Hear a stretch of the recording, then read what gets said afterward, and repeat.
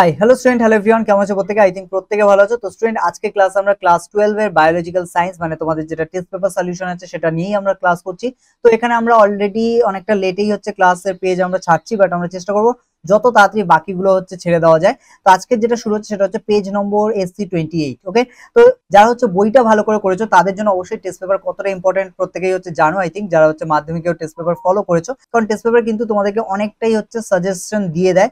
তো সেই কারণে যে ভালো করে টেস্ট পেপার সলভ করতে পারে মনে করা হয় যে তার কিন্তু পরীক্ষায় মোটামুটি 80 to 90% পাওয়াটা কোনো ব্যাপার না, ঠিক আছে? তো সেই কারণে হচ্ছে ভালো করে টেস্ট পেপার পেজগুলো দেখতে হবে, প্রত্যেকটা আলাদা আলাদা সাবজেক্ট যা যা পড়ছো সেগুলো হচ্ছে দেখো। আর এখানে আমরা যেহেতু বায়োলজির ক্লাস করাই, তো সেক্ষেত্রে বায়োলজিটা অবশ্যই দেখতে পারো, ঠিক আছে? এছাড়া তোমরা কোনো ডাউট থাকলে সেগুলো কিন্তু তোমরা জানাতে পারো আমাদেরকে কমেন্টের থ্রুতে, অথবা চাইলে আমাদের টেলিগ্রাম গ্রুপে জয়েন করতে পারো। সেখানেও তোমরা টোটালি ফ্রি অফ কস্ট, কোনো রকম হচ্ছে এর জন্য চার্জ থাকে না। তো ওখানে তোমরা ফ্রিলি জয়েন করে সেখানে তোমাদের যে ডাউট আছে সেগুলো জানাতে পারো। এছাড়া তোমাদের কোনো কোয়েশ্চেন থাকলে সেগুলো তোমরা ওখানে বলতে পারো। ওকে, চলো শুরু করা যাক। তবে তো দেখো, ফার্স্টে আমরা কি দেওয়া আছে, দেখো ফুলের অত্যাবশ্যকীয় স্তবক দুটি হলো। ফুলের কোনগুলো অত্যাবশ্যকীয়? তো এক্ষেত্রে খেয়াল রাখতে হবে, অত্যাবশ্যকীয় স্তবক বলতে হচ্ছে যেগুলো ছাড়া ফুল চলবে না, মানে ফুলের পরবর্তী যে জেনারেশন সেটা আসবে না। সেটা কি? বৃতি এবং দলমণ্ডল। সেক্ষেত্রে এখানে বৃতি দলমণ্ডল বলতে আমাদের পুংকেশর চক্র এবং গর্ভকেশর চক্র। অপশন সি এক্ষেত্রে আমাদের সঠিক উত্তর। ওকে, নেক্সট চলে আসো। বলেছে পরিণত ভ্রূণস্থলীর ডিম্বক মূলের দিকে তিনটি কোষ নিয়ে গঠিত আছে। ডিম্বক মূলের দিকে মানে নিচের দিকে, একটা যদি ডিম্বক হয় তার নিচের দিকে যে অংশটা থাকে তাকে আমরা বলি চ্যালাইজার, ঠিক আছে? তাহলে এই চ্যালাইজার দিকে হচ্ছে তিনটে কোষ থাকে, যেগুলোকে আমরা বলি প্রতিপাদ কোষ সমষ্টি, বা ইংলিশে যেটাকে বলা হয় অ্যান্টিপোডাল সেলস, ঠিক আছে? সেক্ষেত্রে আমাদের প্রতিপাদ কোষ সমষ্টি, এটাই হচ্ছে আমাদের সঠিক উত্তর। নেক্সট চলে আসো। বলেছে স্তম্ভ দুটি মিলিয়ে সঠিক বিকল্প হচ্ছে নির্বাচন করো বা বেছে নাও।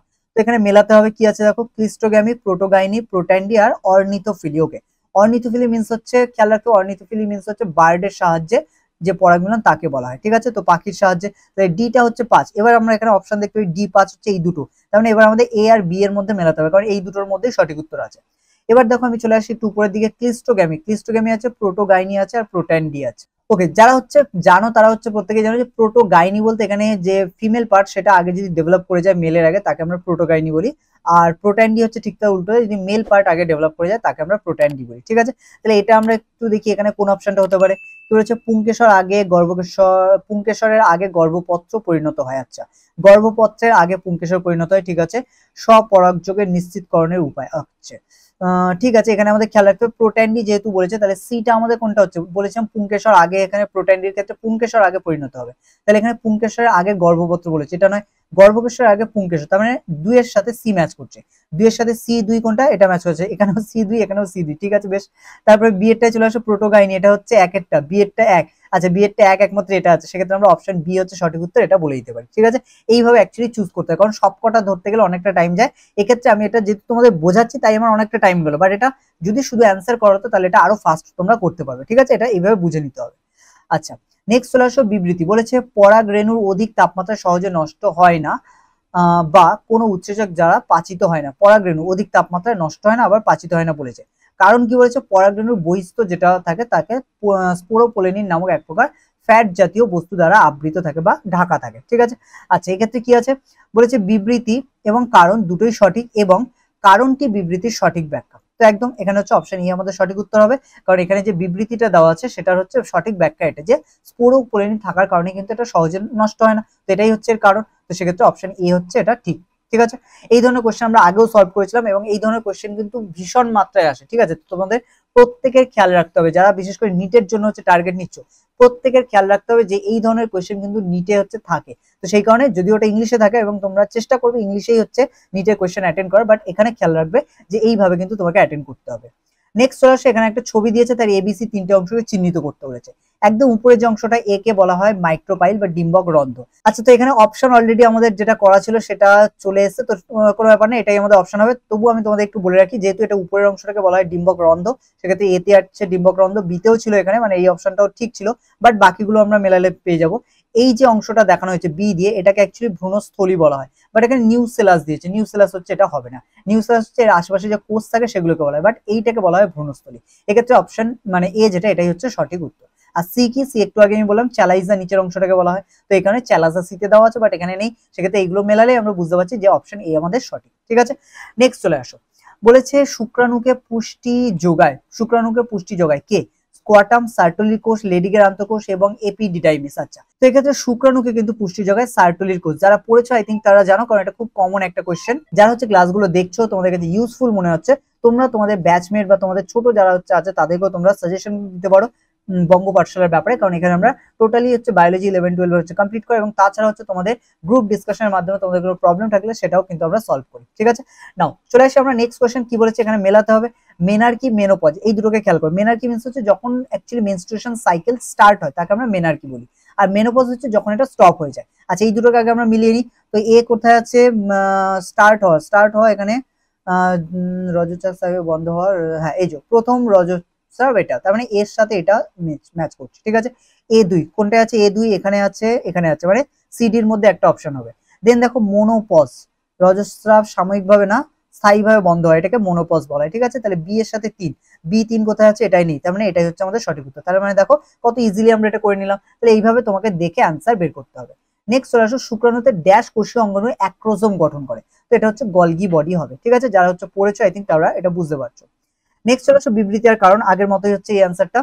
কি হচ্ছে, এইচসিজি কে প্রেগন্যান্সি হরমোন বলা হয়। একদম এইচসিজি, যেটা আমরা পুরো নাম যদি খেয়াল করো তাহলে জানবে যে হিউম্যান কোরিওগ্রাফিক হচ্ছে হরমোন বলা হয়। ঠিক আছে, তো এটা হচ্ছে প্রেগন্যান্সি হরমোন বলা হয়। কেন, কারণটা কি বলেছে, যে গর্ভাবস্থায় 10 থেকে 12 সপ্তাহে এইচসিজি হরমোন মাত্রা সর্বাধিক হয়, যেটা ক্ষরণ হয় মূত্রের মাধ্যমে, হচ্ছে এই হরমোনের যে মাত্রা সেটা মানে বের হয়, মানে মূত্রের মাধ্যমে বলতে পারো রিলিজ, এবং যে কারণে যখন দেখবে প্রেগন্যান্সি যে কিট আছে ওই কিটে যদি যখন ওই মানে হরমোন প্রেজেন্ট থাকলে তার কি যে নেচার, পিএইচ নেচার ওটা চেঞ্জ হবে। আর যখন এই টেস্ট কিটের মধ্যে হচ্ছে মূত্রকে রাখা হয় তখন কি হয়, এর যে কালার সেটা চেঞ্জ হয়, আর চেঞ্জ হলে কিন্তু বোঝা যায় যে হচ্ছে প্রেগন্যান্সি হয়েছে। বোঝা গেল, সেক্ষেত্রে এইচসিজি হরমোনের কারণেই এটা হয়। তাহলে এখানে বলা হচ্ছে যে প্রেগন্যান্সি হরমোন যেটা সেটা কিন্তু এইচসিজি, এবং এটা কোন সময় 10 থেকে 12 সপ্তাহে এটার মাত্রা সর্বাধিক হয়, তখন মূত্রের সাথে হচ্ছে এইচসিজি নির্গত হয়।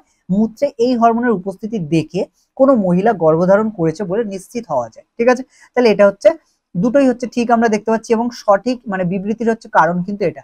এক্ষেত্রে আমাদের অপশন এ হচ্ছে সঠিক উত্তর, যেখানে বিবৃতি কারণ দুটোই ঠিক এবং তার সাথে কারণটি হচ্ছে বিবৃতির সঠিক ব্যাখ্যা। ওকে, নাও নেক্সট কোশ্চেন চলে আসি আমরা, সিফিলিস রোগের প্যাথোজেন। তো সিফিলিস গনোরিয়া এগুলো হচ্ছে নাম তোমরা আই থিঙ্ক শুনেছো। তো এক্ষেত্রে সিফিলিস রোগের হচ্ছে যে জীবাণু সেটাকে বলা হয় ট্রিপোনেমা প্যালিডাম। ঠিক আছে, যদি এখানে গনোরিয়া বলতো তাহলে আমাদের নেসেরিয়া গনোরিয়া হতো। ঠিক আছে, ওকে নেক্সট চলে আসো, বলেছে সঠিক বিবৃতিটি বেছে নাও। কি বলেছে, অ্যামিনিওসেন্টেসিসের মাধ্যমে ভ্রূণের লিঙ্গ নির্ধারণ সম্ভব নয়। ওকে, এটা হচ্ছে ভুল। আচ্ছা, প্রোজেস্টেরন হলো মেডিকেটেড আইইউডি। ওকে, এটা প্রোজেস্টাসার্ট আছে। ওকে, ভেসেকটমিতে পুরুষের শুক্রাণু কেটে বাদ দেওয়া হয় না, একদমই শুক্রাণু কেটে বাদ দেওয়া হয় না। এখানে অ্যাকচুয়ালি পুরুষের যে শুক্র নালী আছে সেটাকে হচ্ছে কেটে জাস্ট একটা সেপারেট করে দেওয়া হয়।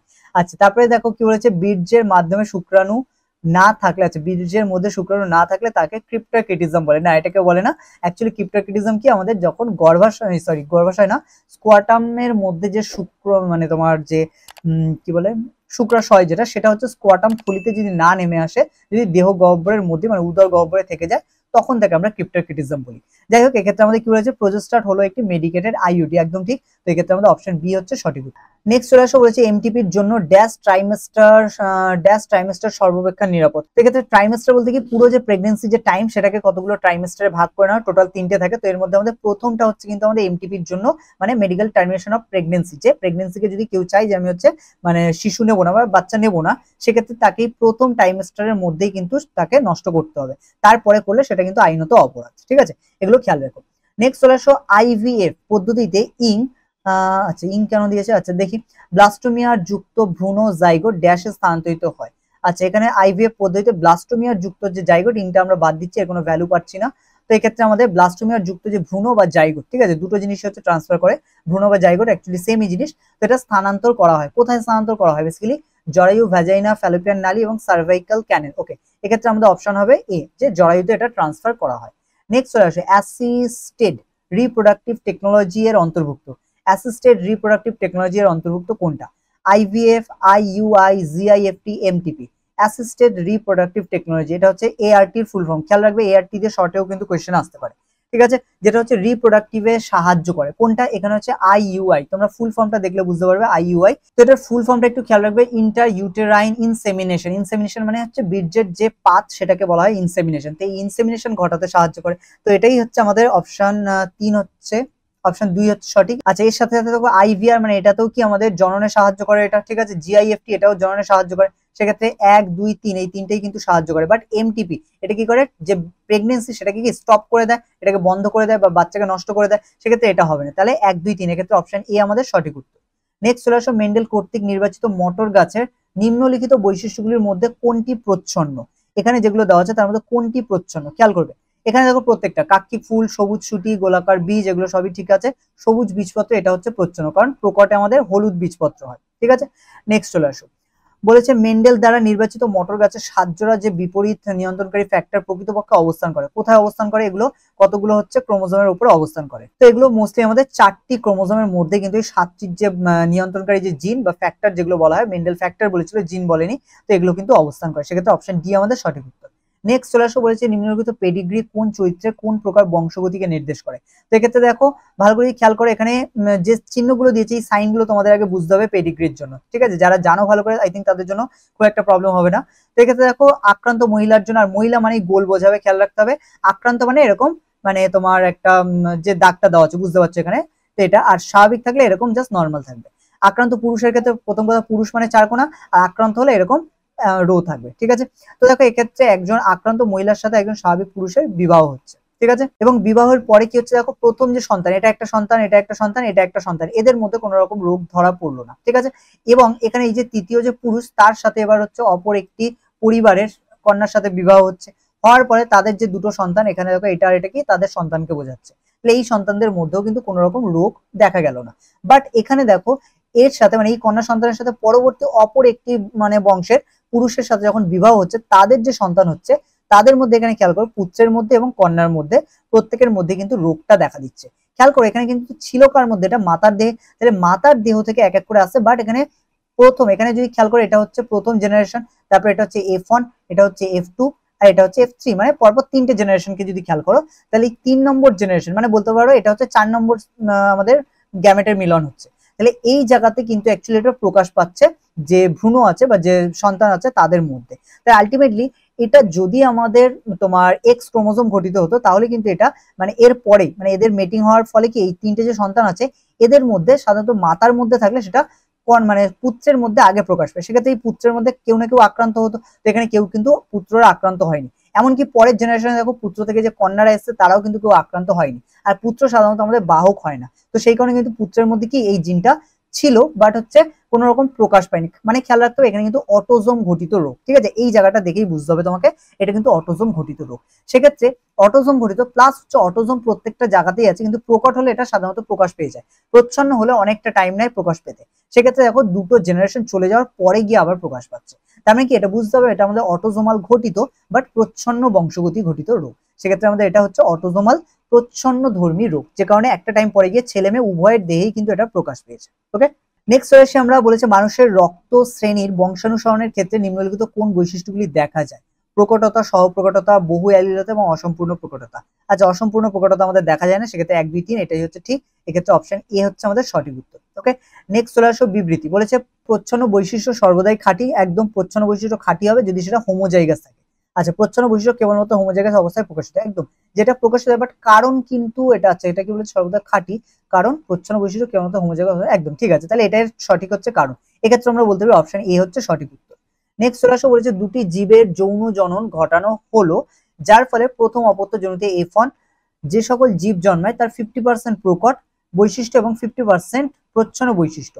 প্রকট অ্যালিলটি এ মানে ক্যাপিটাল এ এবং প্রচ্ছন্ন অ্যালিলটি আচ্ছা এখানে স্মল এ হতো, ঠিক আছে। যে প্রচ্ছন্ন অ্যালিল যেটা সেটা স্মল এ হলে উক্ত জীব দুটির পিতামাতার জিনোটাইপ হবে। তাহলে এখান থেকে আমাদের যে জিনোটাইপ পেলাম যে 50% আমাদের কি জন্মাচ্ছে, 50% প্রকট এবং 50% হচ্ছে প্রচ্ছন্ন। মানে এখানে যে ফ্যাক্টর গুলো দেওয়া আছে এর মধ্যে কোনটার ক্ষেত্রে এরকম আসা সম্ভব যে 50% প্রকট হবে, দেখেই বাইরে থেকেই দেখে তোমার মনে হবে প্রকট এবং 50% প্রচ্ছন্ন।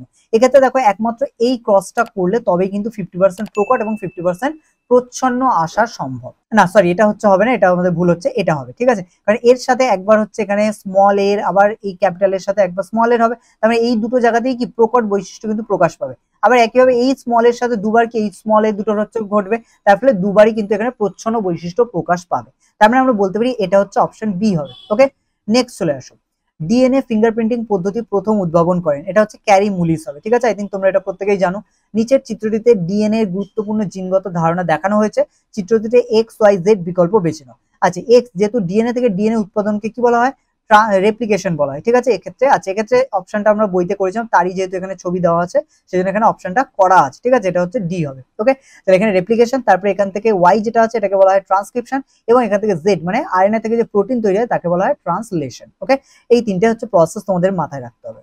নেক্সট চলে আসো, বলেছে প্রোটিন সংশ্লেষের সময় নিচে কোন কোডনগুলির উপস্থিতিতে প্রোটিন সংশ্লেষ পদ্ধতি থেমে যায়, মানে যেগুলোকে স্টপ কোডন বলা হয়। কোনগুলো স্টপ কোডন? খেয়াল রাখবে, ইউএএ, ইউএজি, আচ্ছা ইউএজি আর ইউজিএ, এই তিনটে হচ্ছে স্টপ কোডন। ওকে, তো এগুলোকে বলা হয় কিন্তু স্টপ কোডন। যদি আমরা প্রারম্ভিক কোডন প্রত্যেকে জানি, কারণ এখানে প্রারম্ভিক কোডন যদি থাকতো তাহলে এই অপশনটাও হতো না, ঠিক আছে? তো এক্ষেত্রে আমাদের অপশন এ হচ্ছে সঠিক উত্তর। নেক্সট চলে আসো, বলেছে জেনেটিক কোড সম্পর্কিত কোন বিবৃতিটি মিথ্যে? এখানে কোনটা হচ্ছে মিথ্যে? আচ্ছা, কি বলেছে? জেনেটিক কোড ট্রিপ্লয়েড প্রকৃতির। ওকে, জেনেটিক কোড সার্বজনীন, এটাও ঠিক। 64টি অ্যামাইনো অ্যাসিডের সংকেত বহন করে, এটা হচ্ছে মিথ্যে। আচ্ছা দেখি বাকিটা, জেনেটিক কোড নন এভেলেবল, একদম এটা হচ্ছে ঠিক। ওকে, সেক্ষেত্রে আমাদের অপশন সি হচ্ছে এখানে সঠিক উত্তর। নেক্সট চলে আসো, বলেছে ল্যাক ওপেরনের ভূমিকা হলো। ওপেরন কি হিসেবে কাজ করে? এখানে ইনডিউসার হিসেবে কাজ করে। নেক্সট চলে আসো, বলেছে দুটি স্তম্ভ মিলিয়ে সঠিক বিকল্প বেছে নাও। আচ্ছা, আণবিক কাঁচি কাকে বলা হয়? রেস্ট্রিকশন এন্ডোনিউক্লিয়াসকে আণবিক কাঁচি বলা হয়, 4। আচ্ছা, আণবিক আঠা কাকে বলা হয়? লাইগেসকে বলা হয়, কারণ এটা জুড়তে সাহায্য করে। আচ্ছা, এই দুটো অনুসারে আমরা দেখে নিই।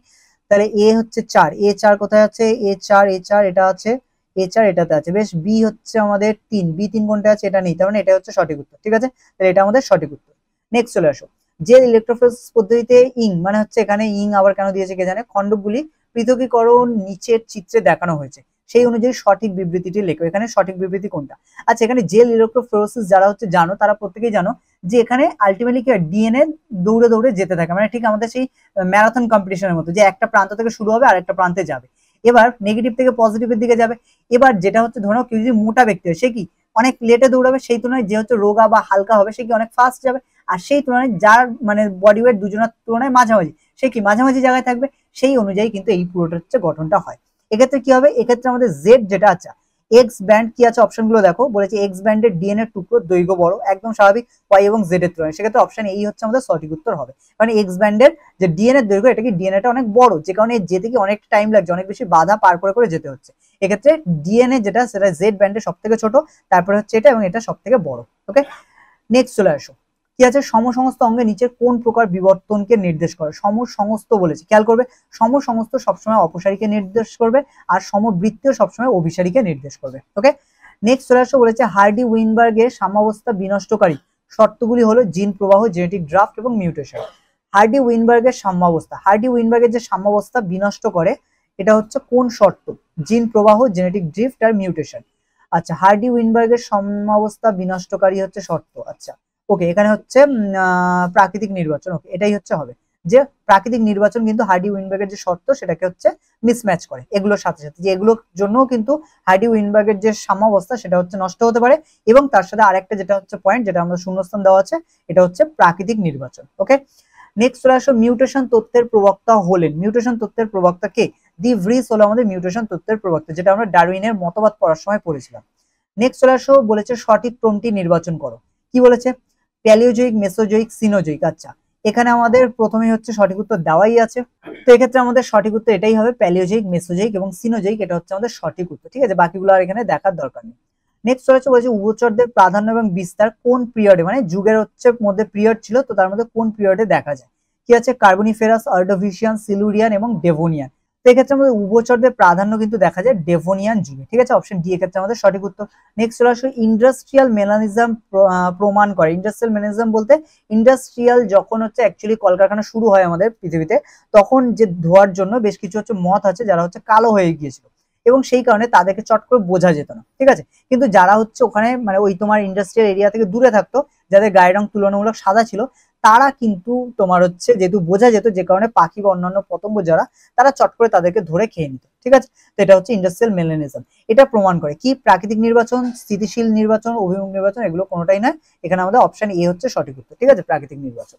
আচ্ছা, মানুষের বিবর্তনের সঠিক ক্রম, তো এটাই আমাদের লাস্ট কোয়েশ্চেন। আচ্ছা, মানুষের বিবর্তন, খেয়াল করবে, এরকম একটা কোয়েশ্চেন আমরা আগে করেছিলাম, বাট এখানে অনেকগুলো অপশন দিয়েছে। ঠিক আছে, খেয়াল রাখতে হবে সবার লাস্টে হোমো স্যাপিয়েন্স কে হতে হবে, কারণ সব থেকে অ্যাডভান্স হোমো স্যাপিয়েন্স। প্রত্যেকটা আছে হোমো স্যাপিয়েন্স, একদম প্রত্যেকটা শেষে হোমো স্যাপিয়েন্স আছে। প্রথম অপশনগুলো দেখো, অস্ট্রালোপিথেকাস প্রথমে কখনোই হবে না, ঠিক আছে, এবং রামাপিথেকাস হবে না, কারণ এখানে ডায়াপিথেকাস প্রেজেন্ট আছে। যদি ডায়াপিথেকাস না থাকতো তখন রামাপিথেকাস আসতো। তো যাই হোক, এখানে আমাদের ডায়াপিথেকাস হচ্ছে প্রেজেন্ট আছে। এখানে কি আছে, ডায়াপিথেকাস তারপরে রামাপিথেকাস, বাট এখানে রামাপিথেকাস এখানে দেয়নি, বাট অস্ট্রালোপিথেকাস তারপরে দিয়ে দিয়েছে হোমো ইরেক্টাস। আচ্ছা, Ramapithecus, Homo Australopithecus, Homo habilis, Homo erectus, একদম এটাই হচ্ছে অপশন এ আমাদের সঠিক উত্তর, ঠিক আছে। এক্ষেত্রে মানুষের বিবর্তনের সঠিক ক্রম কোনটা, এটা আচ্ছা ডায়াপিথেকাস, রামাপিথেকাস, অস্ট্রালোপিথেকাস, হোমো হ্যাবিসলাস, হোমো ইরেক্টাস, আচ্ছা হোমো হ্যাবিলিস দিয়েছে এখানে, যাই হোক একই ব্যাপার, হোমো হ্যাবিসলাস, হ্যাবিলিস এগুলো হচ্ছে আলাদা আলাদা থাকে। হোমো নিয়ান্ডারথাল বা নিয়ান্ডারথালিস বা নিয়ান্ডারথেলসিস আছে, আচ্ছা, আর হোমো স্যাপিয়েন্স। সেক্ষেত্রে অপশন সি আমাদের সঠিক উত্তর, ঠিক আছে। তো স্টুডেন্ট, আই থিঙ্ক তোমরা বুঝতে পেরে গেছো প্রত্যেকটা কোয়েশ্চেনের আনসার, এবং কিছু কিছু কোয়েশ্চেন আছে আই থিঙ্ক তোমাদের কাছে নতুনই মনে হয়েছে। তো এইভাবেই হচ্ছে আমাদের আনসার গুলো করতে হবে এবং একটু ভাবতে হবে, কারণ 35 নম্বর বুঝতেই পারছো, তার জন্য টাইমও তোমাদের যথেষ্ট দিচ্ছে, এবং সেই কারণে ভেবে ভেবে অ্যান্সার করবে, বাট চেষ্টা করবে ম্যাক্সিমাম অ্যান্সার করার। যেহেতু তোমাদের নেগেটিভ মার্ক নেই, তাই জন্য ম্যাক্সিমাম নয় 100%ই তোমরা হচ্ছে করবে। বাট নিটের ক্ষেত্রে কিন্তু মানে নেগেটিভ মার্কিং থাকে, তখন তোমাদের সেই অনুযায়ী মানে তোমাদের বুঝে প্রপার সঠিক যেটা সেটাকেই অ্যান্সার করতে হয়।